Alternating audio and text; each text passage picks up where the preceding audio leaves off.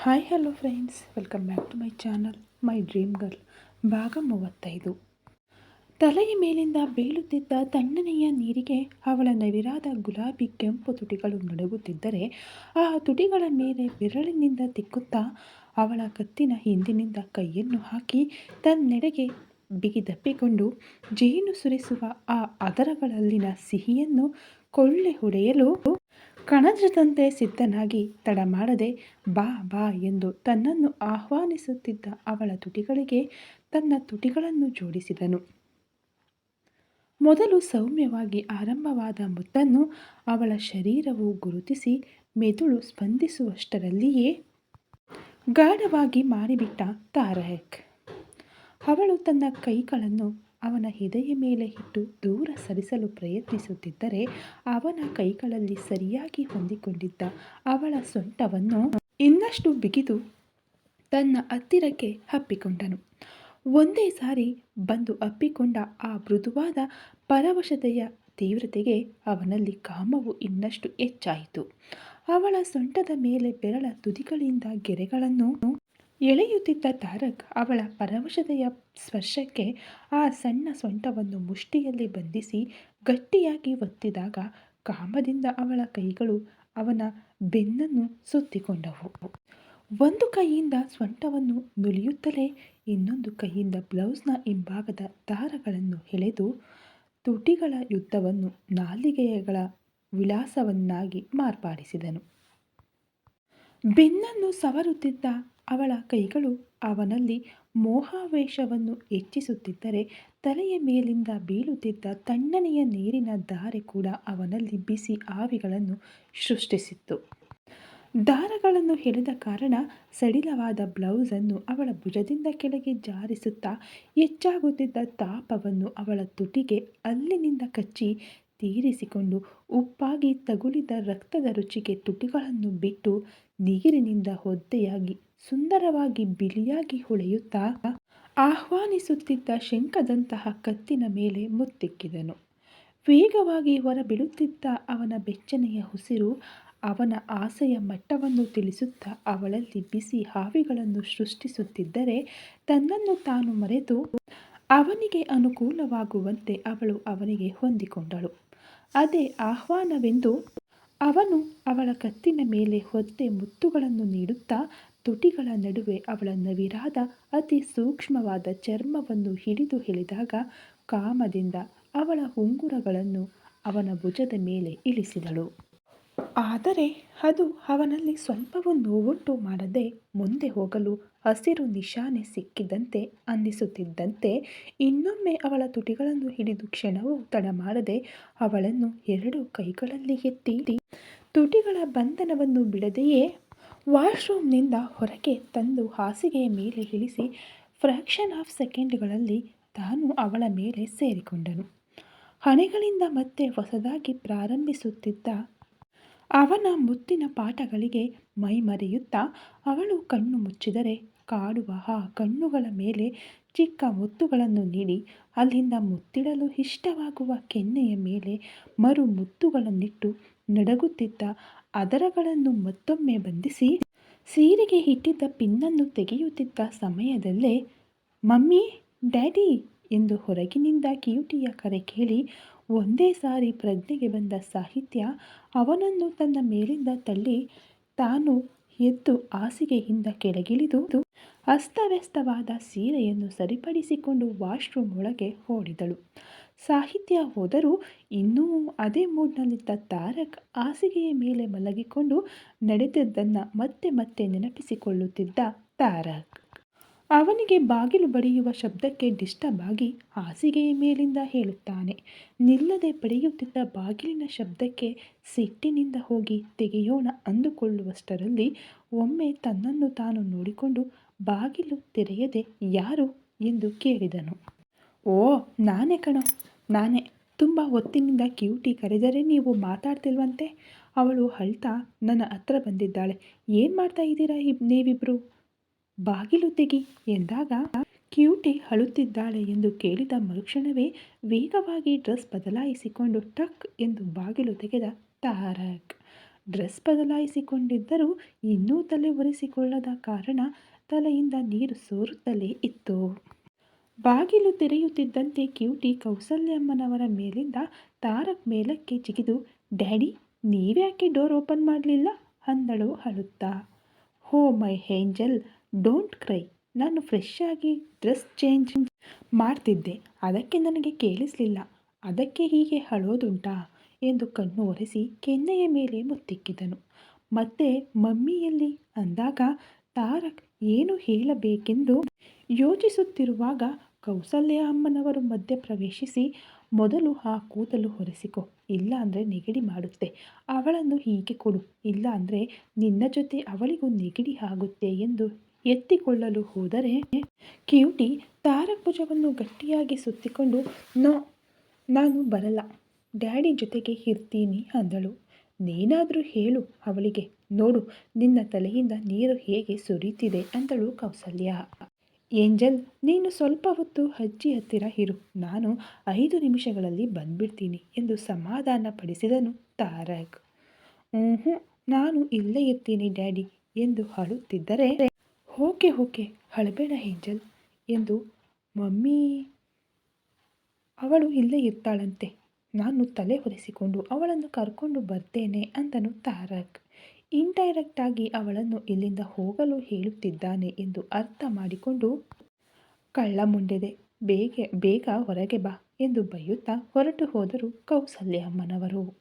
ಕೌಸಲ್ಯ ಅಮ್ಮನವರು ಹೋದ ಮೇಲೆ ನಗುತ್ತಾ ಹಿಂದೆ ತಿರುಗಿದರೆ, ಡ್ಯಾಡಿ, ನಿನ್ನನ್ನು ಅಜ್ಜಿ ಯಾಕೆ ಬೈದ್ಬಿಟ್ಲು ಎಂದು ಕ್ಯೂಟಿ ಕೇಳಿದ ಪ್ರಶ್ನೆಗೆ ಉತ್ತರ ಏನು ಹೇಳಬೇಕೆಂದು ತಿಳಿಯದೆ ಅದು ಎಂದು ತಡಬಡಾಯಿಸಲು ಶುರು ಮಾಡಿದ ತಾರಕ್. ಕ್ಯೂಟಿಯನ್ನು ಹಾಸಿಗೆಯ ಮೇಲೆ ಕೂರಿಸಿ ತಾನು ಟವಲ್ನಿಂದ ತಲೆ ಒರೆಸಿಕೊಳ್ಳುತ್ತಾ ಕನ್ನಡಿಯಲ್ಲಿ ನೋಡಿಕೊಳ್ಳುತ್ತಿದ್ದನು. ಡ್ಯಾಡಿ, ಮಮ್ಮಿ ಎಲ್ಲಿದ್ದಾಳೆ ಎಂದು ಮತ್ತೆ ಕೇಳಿದಳು ಕ್ಯೂಟಿ. ಕ್ಯೂಟಿ ಕೇಳುತ್ತಿದ್ದಂತೆ ಆಗ ನಡೆದಿದ್ದೆಲ್ಲ ಮತ್ತೊಮ್ಮೆ ನೆನಪಿಗೆ ಬರಲು ತಾರಕ್ ತುಟಿಗಳ ಮೇಲೆ ನಗು ಮೂಡಿತು. ಸಾಹಿ ವಾಶ್ರೂಮ್ನಲ್ಲಿದ್ದಾಳೆ ಅನ್ನೋ ಸಂಗತಿ ನೆನಪಿಗೆ ಬಂದು, ಅರೆ, ನಾವು ಇಲ್ಲೇ ಇರೋದ್ರಿಂದ ಅವಳು ಹೊರಗೆ ಬರ್ತಿಲ್ಲ ಅನಿಸುತ್ತೆ ಎಂದುಕೊಂಡು ಯೋಚಿಸುತ್ತಿರುವಾಗ ಡ್ಯಾಡಿ ಎಂದ ಕ್ಯೂಟಿಯ ಕೂಗಿಗೆ ಬೆಚ್ಚಿ, ಏನಾಯ್ತು ಏಂಜಲ್, ನಿಮ್ಮ ಮಮ್ಮಿ ವಾಶ್ರೂಮ್ನಲ್ಲಿದ್ದಾಳೆ, ಫ್ರೆಶ್ ಆಗ್ತಿದ್ದಾಳೆ, ಬಾ ನಾವು ಹೊರಗೆ ಹೋಗಿ ಆಟ ಆಡೋಣ ಎಂದು ಕ್ಯೂಟಿಯನ್ನು ಎತ್ತಿಕೊಂಡು ಹೊರಗೆ ಹೋಗಿಬಿಟ್ಟನು ತಾರಕ್. ತಾರಕ್ನನ್ನು ತಳ್ಳಿ ವಾಶ್ರೂಮ್ನಲ್ಲಿ ಸೇರಿಕೊಂಡ ಸಾಹಿತ್ಯಗೆ ಎದೆಯಲ್ಲಿನ ಆತಂಕ ಎಷ್ಟು ಹೊತ್ತಿಗೂ ಕಡಿಮೆಯಾಗುತ್ತಿಲ್ಲ ಎಂದರೆ ಎದ್ದು ಬೀಳುತ್ತಿದ್ದ ಎದೆಯ ಮೇಲೆ ಕೈಗಳನ್ನು ಇಟ್ಟು ನಿಯಂತ್ರಿಸಲು ಪ್ರಯತ್ನಿಸಿದಳು. ಸುಡುತ್ತಿದ್ದ ತುಟಿಗಳನ್ನು ಬೆರಳಿನಿಂದ ಸವರಿದಾಗ ಬೆರಳಿಗೆ ಅಂಟಿದ ರಕ್ತವನ್ನು ನೋಡಿ ನಾಚಿಕೆಯಿಂದ ಕೆನ್ನೆಗಳು ಕೆಂಪಾದವು. ಮತ್ತೆ ತಕ್ಷಣವೇ, ಛೀ, ನಾನೇನು ಹೀಗೆ ಯೋಚಿಸ್ತಾ ಇದ್ದೀನಿ ಎಂದು ನಡೆದಿದ್ದನ್ನೆಲ್ಲ ನೆನಪಿಸಿಕೊಂಡು, ನಾನೇಕೆ ಅವನನ್ನು ತಡೆಯಲು ಆಗಲಿಲ್ಲ. ಇನ್ನು ಮುಂದೆ ತುಂಬ ಎಚ್ಚರಿಕೆಯಿಂದ ಇರಬೇಕು. ಅವನು ಕೇವಲ ಸ್ಪರ್ಶದಿಂದಲೇ ನನ್ನನ್ನು ಮೋಸ ಮಾಡಿಬಿಡ್ತಾ ಇದ್ದಾನೆ. ಇನ್ನೊಮ್ಮೆ ಅವನ ಮಾಯೆಯಲ್ಲಿ ಸತ್ತರೂ ಬೀಳಬಾರದು. ಅದು ಅಲ್ಲದೆ ಇದೆಲ್ಲ ಆ ಹುಡುಗಿಯರಿಂದ ಬಂತು. ಹೊರಗೆ ಯಾವಾಗಲೂ ಸುಂದರವಾದ ಹುಡುಗರನ್ನೇ ನೋಡದಂತೆ ಅವನನ್ನು ನೋಡಿದ ತಕ್ಷಣ ಹೇಗೆ ಲಾಲಾರಸ ಸುರಿಸಿಕೊಂಡರೋ. ಅದು ಅಲ್ಲದೆ ನಮ್ಮ ವ್ಯಕ್ತಿತ್ವ ಒಳ್ಳೆಯದಾಗಿದ್ದರೆ ಎದುರಿಗಿರುವವರನ್ನು ಅನ್ನುವ ಅವಶ್ಯಕತೆ ಏನಿದೆ. ಅಸಲಿಗೆ ನನ್ನ ಗಂಡನೇ ವಕ್ರಬುದ್ಧಿ ಉಳ್ಳವನಾಗಿದ್ದರೆ ಅವರನ್ನು ಅಂದು ಪ್ರಯೋಜನ ಏನಿದೆ. ಅವರಿಗಂತೂ ಬುದ್ಧಿ ಇಲ್ಲ. ಈತನ ಬುದ್ಧಿ ಏನಾಯಿತು? ಅರೆ, ಮದುವೆಯಾಗಿದೆ, ಒಬ್ಬ ಮಗಳು ಕೂಡ ಇದ್ದಾಳೆ, ಅದು ಅಲ್ಲದೆ ಹೆಂಡತಿ ಪಕ್ಕದಲ್ಲೇ ಇದ್ದಾಳೆ ಅನ್ನೋ ಅರಿವು ಇಲ್ಲದೆ ಅಲ್ಲು ಕಿಸಿಯುತ್ತಾ ಅವರೊಂದಿಗೆ ಲಬೋ ಲಬೋ ಅಂದನು. ಅದು ಅಲ್ಲದೆ ಇದೆಲ್ಲ ಅವನಿಗೆ ಅಭ್ಯಾಸವೇ ಅಲ್ವಾ? ಹೊಸದಾಗಿ ಅಂದುಕೊಳ್ಳೋದು ಏಕೆ? ನೋ, ಈ ಹಿಂದೆ ಅಂತಹ ಅಭ್ಯಾಸಗಳಿದ್ದರೆ ಅದೆಲ್ಲ ಮದುವೆಗೆ ಮುಂಚೆ.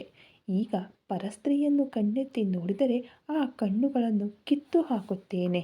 ಏನಂದ್ಕೊಂಡಿದ್ದಾನೆ? ನನಗೇನೋ ಹೆಂಡತಿ ಎಲ್ಲ ಕೆಲಸಗಳನ್ನು ಮಾಡಬೇಕು ಎಂದು ರೂಲ್ಸ್ ಹೇಳ್ತಾನೆ. ಹಾಗಾದರೆ ನಾನು ನನ್ನ ಕಂಡೀಷನ್ನಲ್ಲಿ ಮೊದಲೇ ಹೇಳಿದ್ದೆನಲ್ಲ, ಬೇರೆ ಹುಡುಗಿಯರನ್ನು ನೋಡಬಾರದು ಎಂದು. ಈಗ ನಾನು ಹಾಕಿದ ಕಂಡೀಷನ್ಸ್ ಏಕೆ ಬ್ರೇಕ್ ಮಾಡುತ್ತಾನೆ? ಈಗಲೇ ಹೇಳ್ತೀನಿ ಅವನ ಕೆಲಸ ಎಂದುಕೊಂಡು ವಾಶ್ರೂಮ್ನಿಂದ ಹೊರಗೆ ಬರುವಷ್ಟರಲ್ಲಿ ಅಲ್ಲಿ ತಾರಕ್ ಇಲ್ಲದಿದ್ದರೆ ಎಲ್ಲಿಗೆ ಹೋಗಿರುತ್ತಾನೆ ಎಂದುಕೊಂಡು ಒದ್ದೆಯಾದ ಸೀರೆಯನ್ನು ಬದಲಾಯಿಸಿಕೊಂಡು ತಲೆಯನ್ನು ಗಟ್ಟಿಯಾಗಿ ಒರೆಸಿ ಕೂದಲು ಇನ್ನೂ ಒದ್ದೆಯಾಗಿರುವುದರಿಂದ ಸಣ್ಣ ಕ್ಲಿಪ್ ಹಾಕಿ ಸಡಿಲವಾಗಿ ಬಿಟ್ಟು ರೂಮ್ನಿಂದ ಹೊರಗೆ ಬಂದಳು. ಸಾಹಿ ಹೊರಗೆ ಬರುವಷ್ಟರಲ್ಲಿ ತಾರಕ್ ಎಲ್ಲಿಯೂ ಇಲ್ಲದಿದ್ದರೆ ಮನೆಯಲ್ಲೆಲ್ಲ ಹುಡುಕಿದ ಸಾಹಿ ಹೊರಗೆ ಬರುವಷ್ಟರಲ್ಲಿ ಮಗಳ ಜೊತೆ ಆಗ ಬಂದಿದ್ದ ಹುಡುಗಿಯರ ಜೊತೆ ನಗುತ್ತಾ ಸೆಲ್ಫಿ ತೆಗೆದುಕೊಳ್ಳುತ್ತಾ ಕಾಣಿಸಿದ ತಾರಕ್. ಅಸಲಿಗೆ ತಾರಕ್ ಮೇಲೆ ಸಿಟ್ಟಿನಿಂದ ಬಂದಿದ್ದ ಸಾಹಿತ್ಯಗೆ ತಾರಕ್ ಹಾಗೆ ಹುಡುಗಿಯರೊಂದಿಗೆ ನಗುತ್ತಾ ಸೆಲ್ಫಿ ತೆಗೆದುಕೊಳ್ಳುವುದನ್ನು ನೋಡಿದಾಗ ಆ ಸಿಟ್ಟು ಇನ್ನಷ್ಟು ಹೆಚ್ಚಾಯಿತು. ಈ ಮಹಾಶಯನಿಗೆ ಹುಡುಗಿ ಕಂಡರೆ ಸಾಕು ಲಾಲಾರಸ ಸುರಿಯುವುದೇ, ಹೇಗೆ ಹಲ್ಲು ಕಿಸಿಯುತ್ತಿದ್ದಾನೋ ನೋಡು, ಹೇಳ್ತೀನಿ ನಿನ್ನ ಕೆಲಸ ಎಂದುಕೊಂಡು ಅದೇ ಸಿಟ್ಟಿನಲ್ಲಿ ಮುಂದೆ ಬಂದು ಏನು ಮಾಡುತ್ತಿದ್ದಾಳೆಂದು ತಿಳಿಯದೆ ತಕ್ಷಣವೇ ಅವರ ಕೈಯಲ್ಲಿದ್ದ ಫೋನನ್ನು ತೆಗೆದುಕೊಂಡು ಕೆಳಗೆ ಎಸೆದು ಹೊಡೆದಳು. ಹೊಡೆತಕ್ಕೆ ಸ್ಮಾರ್ಟ್ಫೋನ್ ಕಾಸ್ತ ಬ್ರೇಕ್ ಫೋನ್ ಆಯಿತು. ಅದರಿಂದ ಆ ಫೋನ್ ಹೊಡೆದಿಯಾದ ಹುಡುಗಿ ಅಳುವ ರಾಗದಲ್ಲಿ, ಅಕ್ಕ ಇದೇನು, ನೀನೇನು ಮಾಡಿದೆ ಅಮ್ಮ, ನನ್ನ ಸ್ಮಾರ್ಟ್ಫೋನ್ ಎಂದು ಅಳಲು ಶುರು ಮಾಡಿದಳು ಆ ಹುಡುಗಿ. ಸಡನ್ನಾಗಿ ಊಹಿಸಲಾಗದ ಘಟನೆಗೆ ತಾರಕ್ ಶಾಕ್ನಲ್ಲಿದ್ದರೆ ಕ್ಯೂಟಿ ತಮ್ಮ ಮಮ್ಮಿಯ ಸಿಟ್ಟನ್ನು ನೋಡಿ ಹೆದರಿ ತಂದೆಯ ಭುಜಕ್ಕೆ ಅಂಟಿಕೊಂಡಳು ಭಯದಿಂದ. ಇನ್ನೂ ಸಿಟ್ಟು ತಗ್ಗದ ಸಾಹಿತ್ಯ, ಈಗ ನೀವು ಇಲ್ಲಿಂದ ಹೋಗಲಿಲ್ಲ ಅಂದುಕೊಳ್ಳಿ, ಈ ಫೋನು ಹೊಡೆದಂತೆ ನಿಮ್ಮ ಕೆನ್ನೆಗಳು ಕೂಡ ಹೊಡೆದು ಹೋಗುತ್ತವೆ, ಮೊದಲು ಹೋಗಿ ಇಲ್ಲಿಂದ ಎಂದು ಗಟ್ಟಿಯಾಗಿ ಕೂಗಿದ್ದರಿಂದ ಉಳಿದ ಮೂವರು ಫೋನ್ಗಳನ್ನು ಅಂಗೈನಲ್ಲಿ ಭದ್ರವಾಗಿ ಬಚ್ಚಿಟ್ಟುಕೊಂಡು ಅಲ್ಲಿಂದ ಕಣ್ಣು ಮುಚ್ಚಿ ತೆರೆಯುವುದರೊಳಗಡೆ ಮಾಯವಾಗಿ ಬಿಟ್ಟರು. ಫೋನ್ ಹೊಡೆಸಿಕೊಂಡ ಹುಡುಗಿ ಮಾತ್ರ ಅಳುತ್ತಾ, ಅಕ್ಕ ಈಗ ಡ್ಯಾಡಿಗೆ ಏನು ಹೇಳಲಿ, ನನ್ನ ಫೋನ್ ಹೊಡೆದು ಬಿಟ್ಟಿದ್ದೀಯಾ ಎಂದು ಅಳುವ ಮುಖ ಮಾಡಿಕೊಂಡು ನಿಂತಿದ್ದರೆ ಆ ಹುಡುಗಿ ಹಾಗೆ ಅಳುತ್ತಿದ್ದಂತೆ ತಾರಕ್ಗೆ ಸಾಹಿ ಮೇಲೆ ತುಂಬ ಕೋಪ ಬಂದಿತು. ಸಾಹಿ, what is this, are you gone mad, ಅಸಲಿಗೆ ನೀನೇನು ಮಾಡಿದ್ದೀಯೋ ನಿನಗೆ ಗೊತ್ತಾ, ಅನಾವಶ್ಯಕವಾಗಿ ಹುಡುಗಿಯ ಫೋನ್ ಯಾಕೆ ಹೊಡೆದೆ, ಕಾಲೇಜಿಗೆ ಹೋಗುವ ಹುಡುಗಿ ಎಚ್ಚರಿಕೆಯಿಂದ ಇರಲಿ ಅಂತ ಅವಳ ತಂದೆ ಕೊಡಿಸಿದ್ದ ಫೋನನ್ನು ನೀನು ಹೀಗೆ ಹೊಡೆದರೆ ಅವಳ ಡ್ಯಾಡಿಗೆ ಅವಳು ಏನು ಎಕ್ಸ್ಪ್ಲನೇಷನ್ ಕೊಡುತ್ತಾಳೆ ಎಂದು ಸಾಹಿ ಮೇಲೆ ಗಟ್ಟಿಯಾಗಿ ಕೂಗಿ ವೇಗವಾಗಿ ತನ್ನ ರೂಮ್ ಒಳಗೆ ಹೋಗಿಬಿಟ್ಟನು ತಾರಕ್ ಕ್ಯೂಟಿಯ ಜೊತೆ. ತಾರಕ್ ಹಾಗೆ ಬೈದು ಹೋಗಿಬಿಟ್ಟ ನಂತರ ಸಾಹಿತ್ಯಗೆ ಆಗ ಅರ್ಥವಾಯಿತು ತಾನು ಏನು ತಪ್ಪು ಮಾಡಿದೆ ಎಂದು. ಛೆ, ನಾನೇನು ಇಷ್ಟು ಚೈಲ್ಡಿಶ್ ಆಗಿ ಬಿಹೇವ್ ಮಾಡಿದೆ, ನಾನು ಹೀಗೆ ಹೇಗೆ ಮಾಡಿದೆ, ನನ್ನ ಕೋಪವೆಲ್ಲ ತಾರಕ್ ಮೇಲೆ, ಆದರೆ ನಾನು ಹುಡುಗಿಯ ಫೋನ್ ಹೇಗೆ ಹೊಡೆದೆ, ಪಾಪ ಅಲ್ವಾ ಎಂದು ಯೋಚಿಸುತ್ತಿರುವಾಗ ಅಷ್ಟರಲ್ಲಿ ಒಳಗಿನಿಂದ ಬಂದ ತಾರಕ್, ಸಾರಿ ಸಿಸ್ಟರ್, ನಾನು ಹೀಗೆ ಆಗುತ್ತೆ ಅಂತ ಅಂದುಕೊಂಡೇ ಇರಲಿಲ್ಲ, ನಿನ್ನ ಫೋನ್ ಹೊಡೆದಿದ್ದಕ್ಕೆ ಕಾಂಪ್ಲಿಕೇಶನ್ ಆಗಿ ಎಂದು ಸಾಹಿಯ ಕೈಯನ್ನು ಹಿಡಿದು ತನ್ನ ಕೈಲಿದ್ದ ಹಣವನ್ನು ಸಾಹಿಯ ಕೈಯಲ್ಲಿ ಇಟ್ಟು ಆ ಹುಡುಗಿಗೆ ಕೊಡು ಅಂದ. ನಡೆದಿದ್ದನ್ನು ಆಶ್ಚರ್ಯದಿಂದ ನೋಡುತ್ತಿದ್ದಾಳೆ ಸಾಹಿ. ತಾನು ಮಾಡಿದ ತಪ್ಪಿಗೆ ತನಗೆ ತುಂಬ ಗಿಲ್ಟಿ ಅನಿಸಿತು. ಇಟ್ಸ್ ಓಕೆ ಸರ್, ನಾನು ಇದನ್ನು ಸರಿ ಮಾಡಿಸಿಕೊಳ್ಳುತ್ತೇನೆ, ಆದರೆ ಡ್ಯಾಡಿ ಕೇಳಿದರೆ ಏನು ಹೇಳಲಿ ಅಂತ ಯೋಚಿಸುತ್ತಿದ್ದೀನಿ ಅಷ್ಟೇ ಅಂದಳು ಆ ಹುಡುಗಿ. ಆವಾಗ ಸಾಹಿ ಮಧ್ಯ ಪ್ರವೇಶಿಸಿ, ಸಾರಿ, ನನ್ನಿಂದ ಹೀಗೆ ಆಯಿತು, ಅಂಕಲ್ಗೆ ನಾನು ಸಾರಿ ಹೇಳುತ್ತೇನೆ ಬಿಡು ಎಂದು ಸಮಾಧಾನಪಡಿಸುತ್ತಿದ್ದರೆ ತಾರಕ್ ಕೋಪದಿಂದ ಅಲ್ಲಿಂದ ಹೋಗಿಬಿಟ್ಟನು. ತಾರಕ್ ಹಾಗೆ ಹೋಗುತ್ತಿದ್ದಂತೆ ಸಾಹಿ ಆ ಹುಡುಗಿಯೊಂದಿಗೆ, ನೀನು ಇದನ್ನು ಇನ್ನೂ ಸರಿ ಮಾಡಿಸಿಕೊಳ್ಳಬೇಕಾದ ಅವಶ್ಯಕತೆ ಇಲ್ಲ, ನಿನ್ನ ಫೇವ್ರೆಟ್ ಹೀರೋ ನೆನಪಿಗಾಗಿ ಹೊಸ ಫೋನ್ ತಗೋ ಅಂದಳು. ಅಮ್ಮೋ, ಇಷ್ಟು ಹಣದಲ್ಲಿ ಹೊಸ ಫೋನ್ ತೆಗೆದುಕೊಂಡರೆ ಡ್ಯಾಡಿ ಬೈತಾರೆ ಅಕ್ಕ ಅಂದ್ಲು. ಏನು ಪರವಾಗಿಲ್ಲ ಬಿಡು, ನಮ್ಮ ಭಾವ ಕೊಡಿಸಿದ್ದಾರೆ ಅಂತ ಹೇಳು ಅಂದಳು ನಗುತ್ತಾ. ಆ ಹುಡುಗಿ ಕೂಡ ನಗುತ್ತಾ, ಭಾವ ಅಕ್ಕನಿಗೆ ತೆಗೆದುಕೊಂಡರೆ ಚೆನ್ನಾಗಿರುತ್ತೆ, ಆದರೆ ನನಗೋಸ್ಕರ ಇಷ್ಟು ಕ್ಯಾಶ್ನ ಫೋನ್ ಗಿಫ್ಟ್ ಅಂದರೆ ನಿನಗೆ ಸ್ಪರ್ಧೆ ಕೊಡ್ತೀನೋ ಇಲ್ವೋ ನೋಡ್ಕೋ ಅಕ್ಕ ಅಂದಳು ಆ ಹುಡುಗಿ ರೇಗಿಸುತ್ತಾ. ಹಾಗೆ ಇಬ್ಬರು ಸ್ವಲ್ಪ ಹೊತ್ತು ಮಾತನಾಡಿದ ಮೇಲೆ ಕೊನೆಗೆ ಆ ಹುಡುಗಿ ಹಣ ತೆಗೆದುಕೊಳ್ಳದೆಯೇ ಹೊರಟು ಹೋದಳು. ಆ ಹುಡುಗಿ ಹೊರಟು ಹೋದ ಮೇಲೆ ಸಾಹಿ ಮನೆ ಒಳಗೆ ಬರುತ್ತಿರುವಾಗ ಸುಮಿತ್ರಾ ಕ್ಯೂಟಿಗೆ ಊಟ ತಿನ್ನಿಸುತ್ತಾ, ಸಾಹಿ, ಅಳಿಯಂದಿರನ್ನು ಕರೆದುಕೊಂಡು ಊಟಕ್ಕೆ ಬಾ, ಬೆಳಗಿನಿಂದ ಉಪವಾಸದಲ್ಲಿ ಇದ್ದೀರಲ್ಲ ನೀವು ಅಂದ್ರು. ಸಾಹಿ ತಾರಕನನ್ನು ಕರೆಯಲು ರೂಮ್ ಒಳಗೆ ಹೋಗುವಷ್ಟರಲ್ಲಿ ತುಂಬ ಕೋಪದಲ್ಲಿದ್ದನು. ಸಾಹಿ ಒಳಗೆ ಬಂದು ತನ್ನ ಕೈಲಿದ್ದ ಹಣವನ್ನು ಟೇಬಲ್ ಮೇಲೆ ಇಡುತ್ತಿದ್ದಾಗ ಅದನ್ನು ನೋಡಿದ ತಾರಕ್ಗೆ ಇನ್ನೂ ಕೋಪ ಹೆಚ್ಚಾಯಿತು. ಸಾಹಿ ಅದೇನು ಲಕ್ಷಿಸದೆ ಊಟಕ್ಕೆ ಬನ್ನಿ ಎಂದಾಗ ತಾರಕ್ ಅಸಲಿಗೆ ಅವಳ ಮುಖ ಕೂಡ ನೋಡದೆ ತಲೆಯನ್ನು ಪಕ್ಕಕ್ಕೆ ತಿರುಗಿಸಿಕೊಂಡನು. ನಿಮಗೆ ಹೇಳೋದು, ಊಟಕ್ಕೆ ಬರ್ತೀರಾ ಇಲ್ವಾ? ಏನು ಈ ಸೈಲೆನ್ಸ್? ಮಾಡಿದ್ದೆಲ್ಲ ನೀವು ಮಾಡಿ ನಾನೇನು ಬೇಕಂತ ಮಾಡಿದೆ ಅಂತ ನಾಟಕ ಬೇಕೆ ಅನ್ನುತ್ತಾ ಸಾಹಿ ಇನ್ನು ಕೋಪದಿಂದ ತಾರಕ್ ಮುಂದೆ ಬಂದು, ಅಸಲಿಗೆ ಈಗ ನೀವ್ಯಾಕೆ ಇಷ್ಟು ಕೋಪದಲ್ಲಿದ್ದೀರಾ? ನಿಮಗೆ ಗೊತ್ತಿಲ್ವಾ?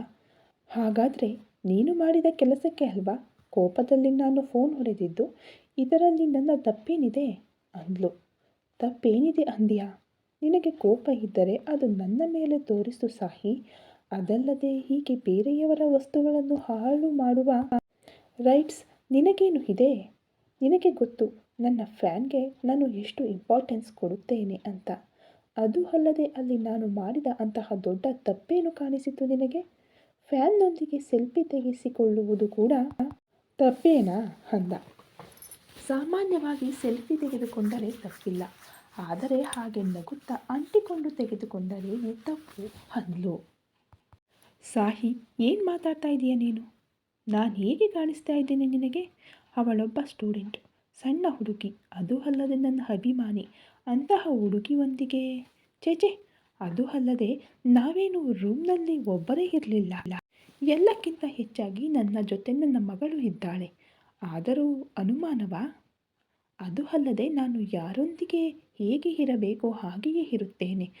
ಅಷ್ಟೊಂದು ಚೀಪ್ ಕ್ಯಾರೆಕ್ಟರ್ ಅಲ್ಲ ನನ್ನದು ಎಂದು ಕೋಪದಿಂದ ಹಾಸಿಗೆಯಿಂದ ಇಳಿದು ಕಿಟಕಿಯ ಬಳಿ ನಿಂತನು ತಾರಕ್. ಸಾಹಿಗೆ ತಾರಕ್ ಹೇಳಿದ್ದೆಲ್ಲ ನಿಜವೇ ಅನಿಸಿತು. ಅವನನ್ನು ತುಂಬ ಹತ್ತಿರದಿಂದ ನೋಡಿದ್ದು ಅವಳೇ ಅಲ್ವಾ? ಹೊರಗೆ ಯಾರ ಬಳಿಯಾದರೂ ತುಂಬ ಡಿಗ್ನಿಟಿಯನ್ನು ಮೇಂಟೈನ್ ಮಾಡುತ್ತಾನೆ ತಾರಕ್. 1 ವರ್ಷದ ಕಾಲ ಅವನಿಗೆ ಅಸಿಸ್ಟೆಂಟ್ ಆಗಿ, ಕಾಸ್ಟ್ಯೂಮ್ ಡಿಸೈನರ್ ಆಗಿ ಅವನ ಹಿಂದೆಯೇ ಇದ್ದಳು. ತನ್ನೊಂದಿಗೆ ಯಾರು ಹೇಗಿರುತ್ತಾರೋ ತಾರಕ್ ಕೂಡ ಅವರೊಂದಿಗೆ ಹಾಗೆಯೇ ಇರುತ್ತಾನೆ. ತಾರಕ್ ಜೊತೆಗಿದ್ದ ಎಲ್ಲ ದಿನಗಳಲ್ಲಿ ಯಾವಾಗಲೂ ತನ್ನೊಂದಿಗೆ ವಲ್ಗರ್ ಆಗಿ ಬಿಹೇವ್ ಮಾಡಿಲ್ಲ. ಎಷ್ಟು ಕುಡಿದರೂ ಕೂಡ ತುಂಬ ಕಂಟ್ರೋಲ್ನಲ್ಲಿಯೇ ಇರುತ್ತಿದ್ದನು. ತನ್ನ ಮುಂದೆಯೇ ಎಷ್ಟೋ ಜನ ಹುಡುಗಿಯರು ಹಾಟ್ ಆಗಿ ಅಂಗಾಂಗ ಪ್ರದರ್ಶನ ಮಾಡಿದರೂ ತನ್ನನ್ನು ಮಾತ್ರ ಯಾವಾಗಲೂ ಆ ದೃಷ್ಟಿಯಿಂದ ನೋಡಿರಲಿಲ್ಲ. ಮೊದಲೆಲ್ಲ ಅವನ ಮೇಲೆ ಕೋಪ ಇದ್ದರೂ ನಂತರ ಅವಳ ಬಗ್ಗೆ ಅವನ ಕೇರಿಂಗ್, ಅವಳಿಗೆ ಅವನು ಕೊಡುವ ಬೆಲೆ ತನಗೆ ಅವನ ಮೇಲೆ ನಂಬಿಕೆಯನ್ನು ಹೆಚ್ಚಿಸಿದವು. ಆದರೆ ಆ ನಂಬಿಕೆ, ಅಭಿಮಾನ ಎಲ್ಲವೂ ಆ ಒಂದೇ ರಾತ್ರಿಯಿಂದ ಅಳಿಸಿ ಹೋದವು. ನಂಬಿಕೆಯ ಸ್ಥಾನದಲ್ಲಿ ದ್ವೇಷ, ಅಭಿಮಾನದ ಸ್ಥಾನದಲ್ಲಿ ಅಸಹ್ಯ ಶುರುವಾದವು. ತಾನು ಮಾಡಿದ ತಪ್ಪನ್ನು ತಿಳಿದುಕೊಂಡ ಸಾಹಿತ್ಯ ತಾರಕ್ ಹತ್ತಿರ ಹೋಗಿ, ಸಾರಿ, ನಾನು ಹಾಗೆ ಮಾಡಬಾರ್ದಿತ್ತು. ಇನ್ನು ಮುಂದೆ ಎಂದಿಗೂ ನಿಮ್ಮ ಫ್ಯಾನ್ಸ್ ವಿಷಯದಲ್ಲಿ ಇಂತಹ ತಪ್ಪು ಮಾಡಲ್ಲ ಅಂದಳು ಪ್ರಾಮಾಣಿಕವಾಗಿ. ಆಹಾ, ಎಷ್ಟಾದರೂ ಹೀರೋ ಅಲ್ವಾ? ಗ್ರೇಟ್ ಬಿಡಿ ನೀವು. ಸೌಟು ತಿರುಗಿಸುತ್ತಾಳೆ ಅನ್ನೋ ಪಾಪದಿಂದ ಸಾರಿ ಹೇಳಿಸಿಕೊಂಡನು. ಈ ಕತೆ ಇನ್ನು ಮುಂದುವರಿಯಲಿದೆ. ಸಬ್ಸ್ಕ್ರೈಬ್ ಮಾಡ್ಕೊಂಡು ಸಪೋರ್ಟ್ ಮಾಡ್ತಾ ಇರೋ ನಿಮ್ಮೆಲ್ಲರಿಗೂ ತುಂಬ ಹೃದಯದ ಧನ್ಯವಾದಗಳು. Thank you so much.